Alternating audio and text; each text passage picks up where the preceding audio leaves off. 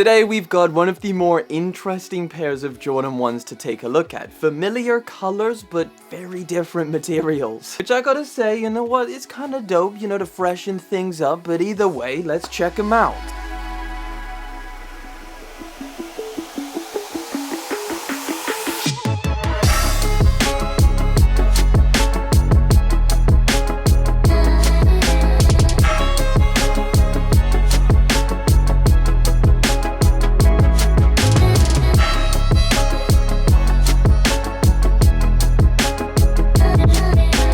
Alright, so, not much different here in terms of the box. This is the same kind of box that you would get a 1985 cut pair of Jordan 1, so instead of black and red, it is red and black. Either way, let's pop the top because I'm pretty excited to get into this one today, guys, and tell you all about this crazy pair of ones.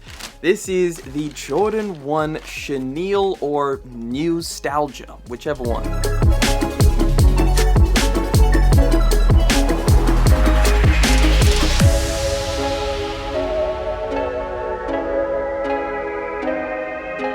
Couple little things that you get as extras in the box. Of course, a pair of laces. Now this color, this red, is actually the stock of what comes on this pair of sneakers, but I decided to change it up and chuck the white on there, which I just think looks cleaner. But of course you could swap them out, whichever one, it's up to you. Interestingly enough, you also get this little thing which is attached to the sneaker as a little hang tag, and it comes in this little packaging.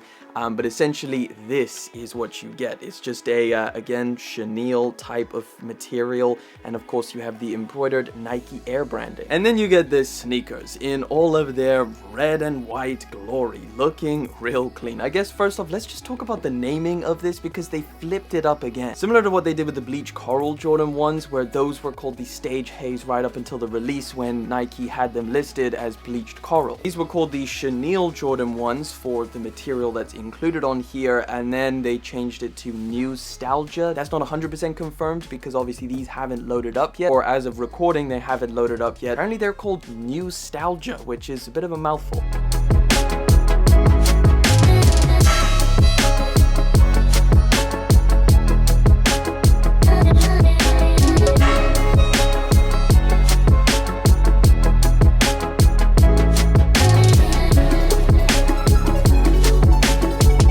But either way, we'll have to see when these do end up loading up and of course releasing. Speaking of, let's talk about the release date. These drop on July the 23rd. And I believe these will retail at £155 here in the UK and $190 out in the US. Inflation is rough. We are getting a real mixed bag of Jordan 1s here in 2022. I mean, they all kind of come with some really different materials to what we're used to seeing. Like the bleached corals and the Visionaires had this cracked leather. Both of them were slightly different variations on it, but both were really different. We've had Jordan 1s with a fanny pack on them, and later on this year we're getting a pair of Jordan 1s with pony hair. Now sprinkled in there will be some absolute fan favorite colorways on the Jordan 1, like the Chicago Reimagines that are supposed to drop, and of course the Taxis as well. That'll be a massive one. Both of those are supposed to be dropping towards the tail end of this year. But this sneaker has gone for something completely different.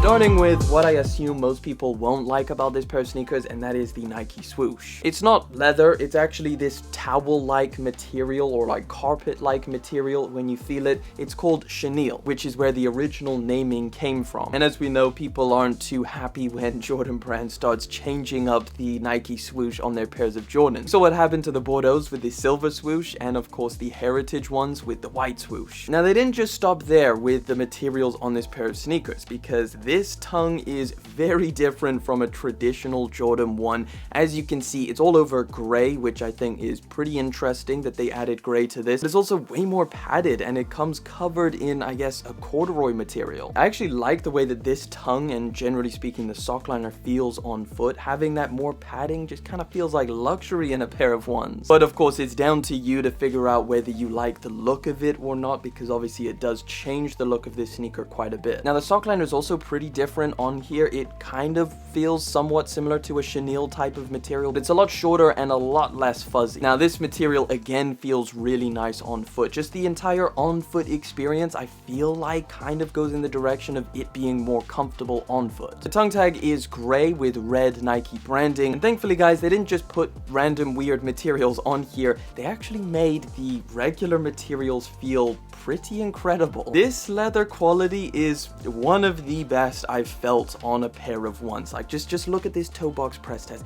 It bounces back, it is soft, buttery, and it's everything I personally look for in a pair of ones. This is gonna crease much nicer. It also just feels, generally speaking, more comfortable because it is softer when you're walking around.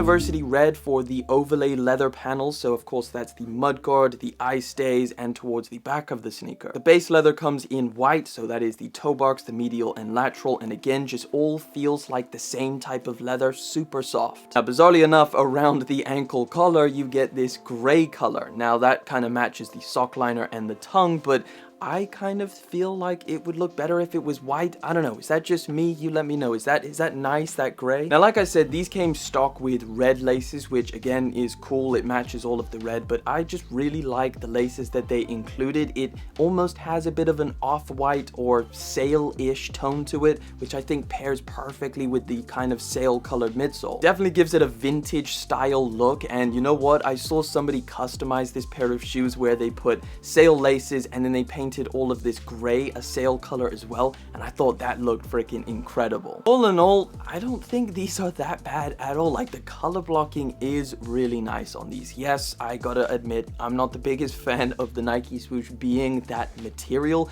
but I don't think it's a deal breaker. It's still a solid pair of ones that I think looks really good on foot. And I feel like if you can slap together a solid outfit with these, they will go hard. But I would love to know your opinion on these. What do you think of the Chenille Jordan 1s? Is this something that you're gonna try and grab on the release? But that pretty much wraps it up, guys. Thank you so much for coming through, hanging out for yet again another video. Thank you for liking, commenting, and of course subscribing. I'll catch you guys in the next one, but until then.